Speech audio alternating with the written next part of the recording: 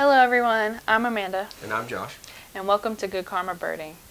So today we're doing another episode of How We Met. If you didn't watch the previous one, basically How We Met series is about our first time meeting certain species of birds. If we have an interesting or fun story, we'll tell you in this series. So today we're going to talk about the Eastern Towhee.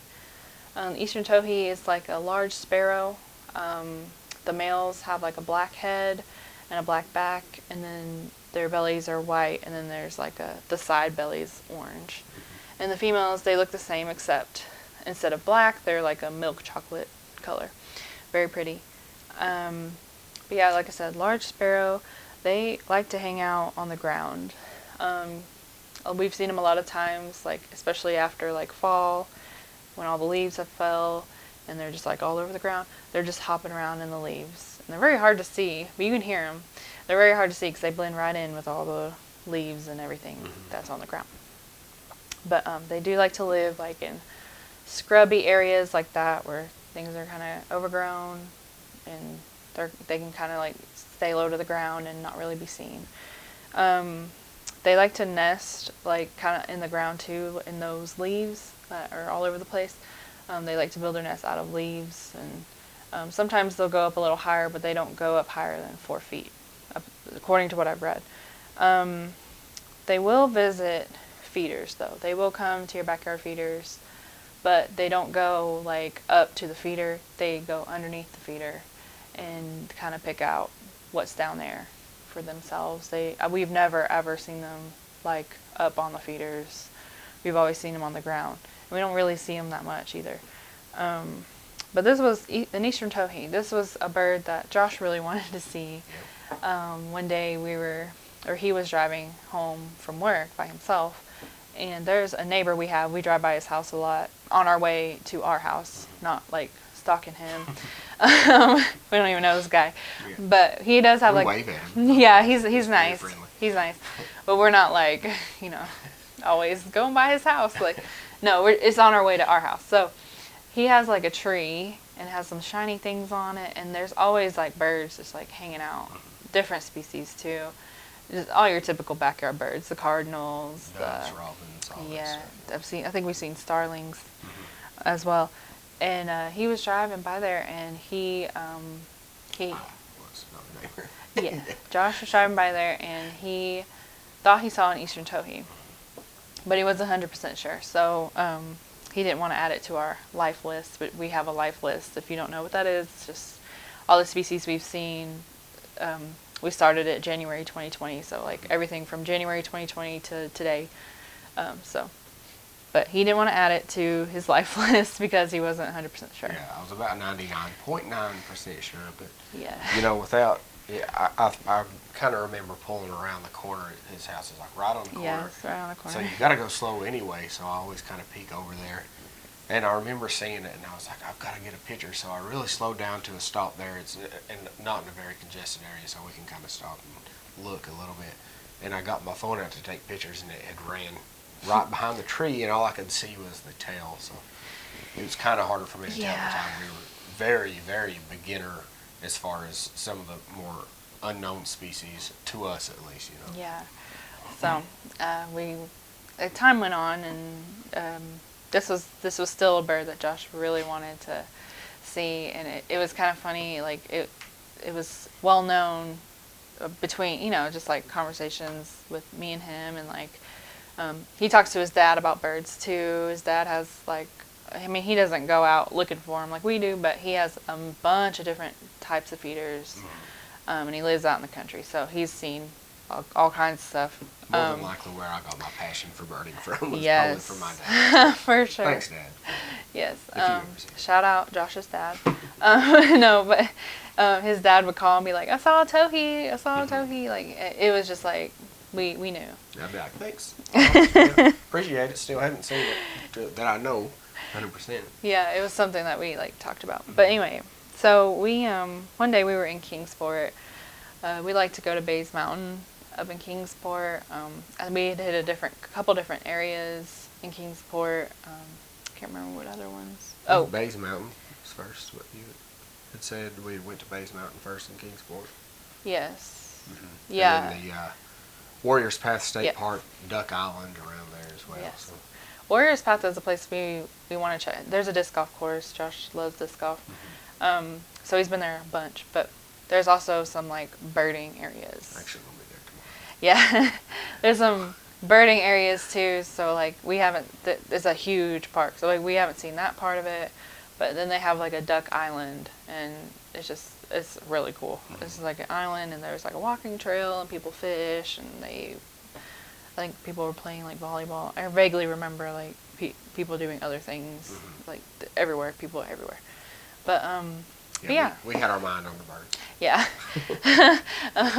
So we had spent the day in Kingsport, and one of our last stops was Fort Patrick Henry Dam. If you're not from around Tennessee, Tennessee has a bunch of dams all over the state, and this is one of them. So dams like that for Tennessee is a big opportunity to see any kind of water birds, like osprey, bald eagles. We've seen bald eagles, herons galore, gulls. Mostly ring-bill gulls around here, but occasionally you'll see a few other species. Yes, yeah. So that we were just going for that, and it was like our last stop. We're like, let's check this out. So it was another situation where we're like, yeah, let's go. We're done over it.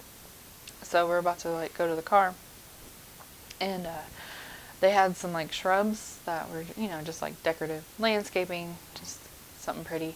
And we heard like something hopping around in the shrubs, and Josh, he does it like a lot. He'd be like, this is the perfect place for blank, and boom, there's that bird. We had done a lot of research. Both of us were trying to see the towhee, so yes. She's talking me up a little bit more than she should be. But no, yeah, we do a lot of research trying to, if there's a bird that we want to see a lot, we will look up and read a lot, watch videos, ask, there's a few friends of ours on Facebook that birds, so we'll, do what we can to try and find them. I do remember saying to her that, yeah, this is the perfect kind of area for a towhee, like these little small shrubs and little overgrown areas. So yes, so like I said, he said that, and then we like kind of heard a bird just like hopping around, and he got the camera out and looked, and he's like, oh my god, it's a towhee, and he took like a million pictures, and it was like one of those things we weren't sure if we were gonna see it again, but we did, because we have I think we have a boy and a girl that come to the yard. Not a lot, but they come to where it's like underneath the feeder. But yeah.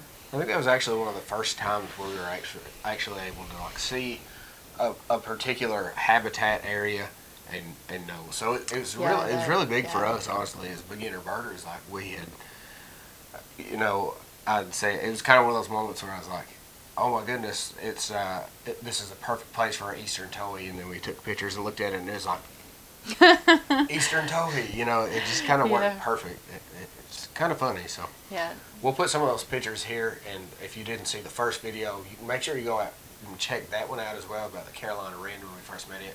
But I'm sure you've noticed already, I'll be putting these pictures up of different times that we've seen the towhee and show off some of our photography and stuff like that. So and Amanda's got a pretty good story of some excellent pictures she took at Seven Islands State Birding Park in Knoxville. If you haven't been there, amazing. I think it's technically Kodak area. It's Knox County, so look up Seven Islands State Birding Park. So I'm going to let her tell that story because she's the one who took these outstanding pictures. The one that you see on the thumbnail as well. Yes. So.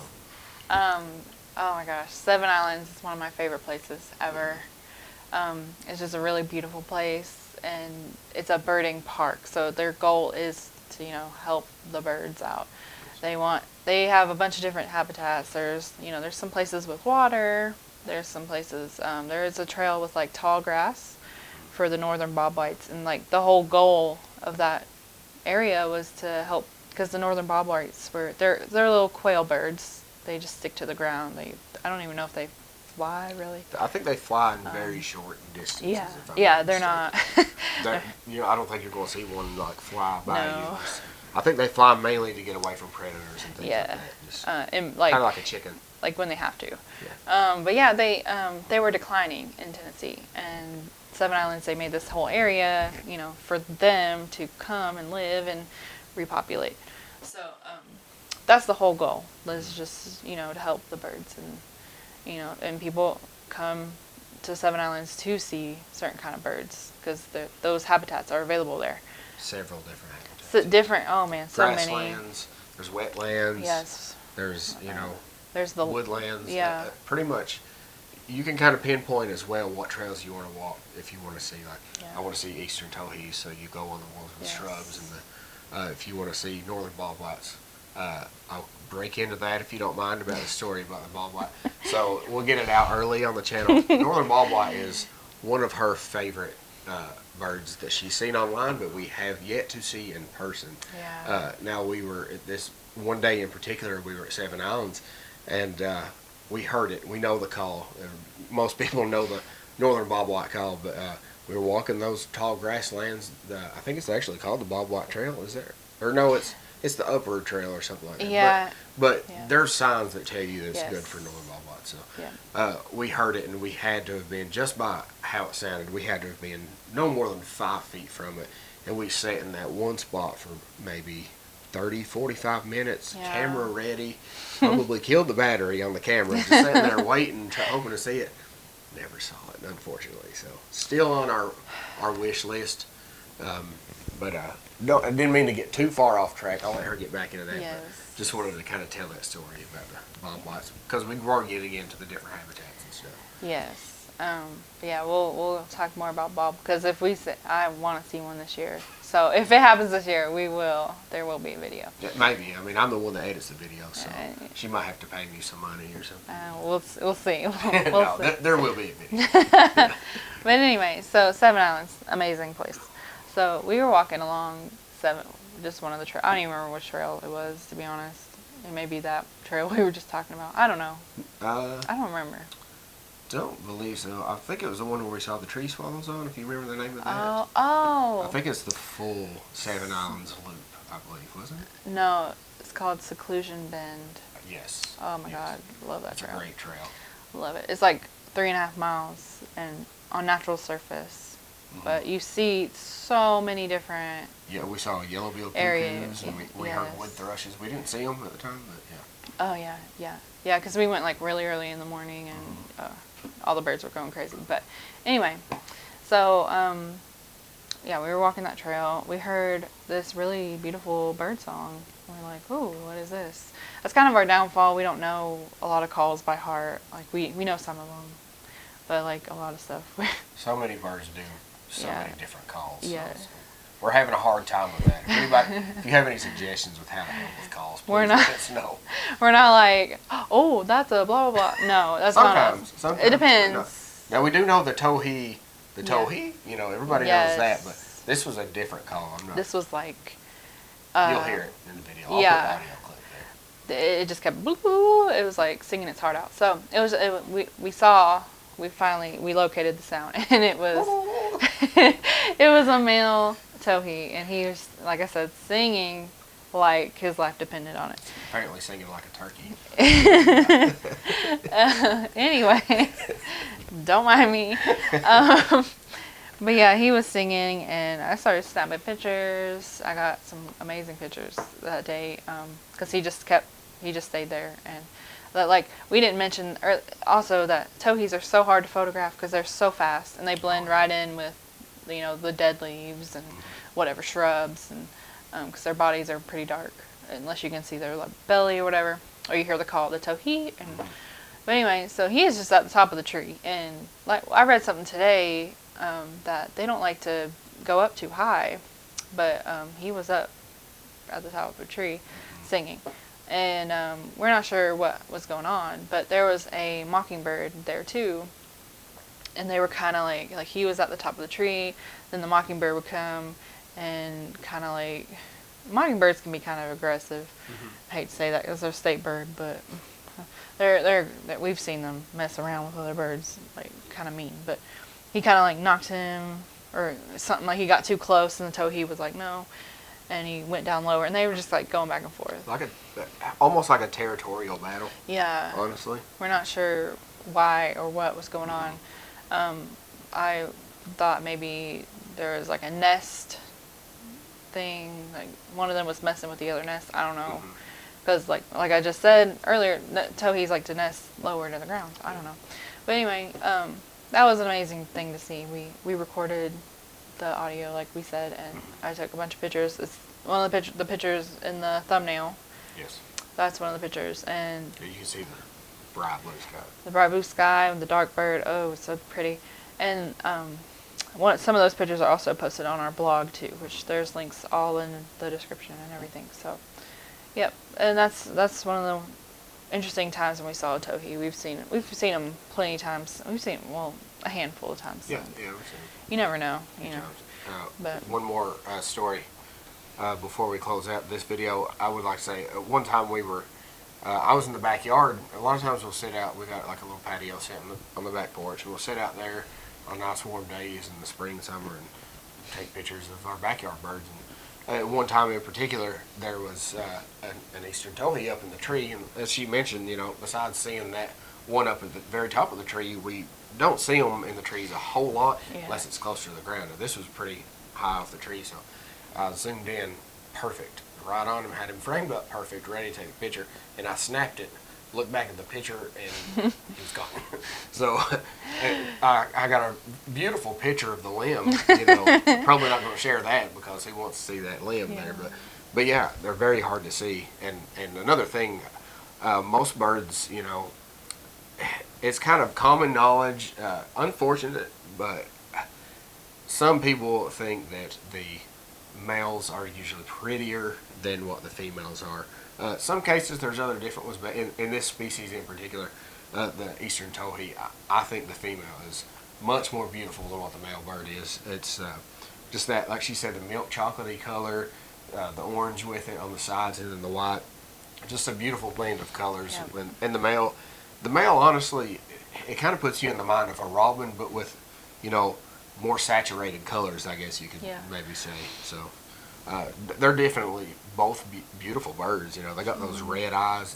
They're just really pretty birds. But in this case in particular, I really adore the female as opposed to the male on this one. Yes. If you don't know, the males are usually brighter and prettier and stuff like that. Yes. Because the females, typically, when it's time to nest, they're in the nest with the babies. And baby birds are usually kind of boring colors too until they grow up a little bit more, and then their colors come in. But so the males, they usually go out, to hunt or gather or whatever they do, or they're just like they're like away from the nest, like watching out. So I thought that was interesting. I read that one time and I was like, oh. So like the mama and the babies are less likely to get harmed. Yes, it's like a hereditary thing that's been, kind of evolved to where the females are usually lighter colors, so they're harder to see. So prey are going to see the males first. Yeah, and maybe he can say something, let out like a call or whatever. Like a blue jay, let out a big yell and warn everyone. So yeah, there are species that look the same, but we'll get more into that later. But you just never know with birds. Yep. You never know what you're gonna get. And she mentioned we do have them in our backyard on occasion. We don't have any good pictures. One of our things we want to do on here is share some of our pictures. We don't have any good pictures of the female. We have had the female in our backyard with the male, but nothing really that we, just kind of more of a take a picture quick and just to remind ourselves that we have had the female here in our yard. But we'll work on getting some more. The next, we're going to obviously do more videos on the towhee, go more in depth as we learn more and stuff. So, and our hopefully leading to a podcast in the future. In this. So we're going to, hopefully get some more pictures of the female. Yes, hopefully. So if there's anything else you'd like us to do on this channel, especially if you're based in Tennessee, let us know in the comments. If there's any stories you have about Eastern Towhees, let us know. Yes. And let us know what you think of our little stories about our birds that we've met. And the pictures. And the pictures. Particularly the ones that she took. Because What can I say? No, I'm just kidding. But anyway, if photography is something you do like, we do have a whole photography page. Yes. It's mostly birds, but there are other pictures of other things. Sorry, there's a cat. It is linked in the description of all of our videos Yes, as and well. the blog is linked there. The Twitter's linked there. Everything you could ever need to keep up with us is in the description. So, yeah, thank you for watching. We hope you enjoy this video. That's all. Thanks for watching. Thank you for watching. Thanks. Thanks.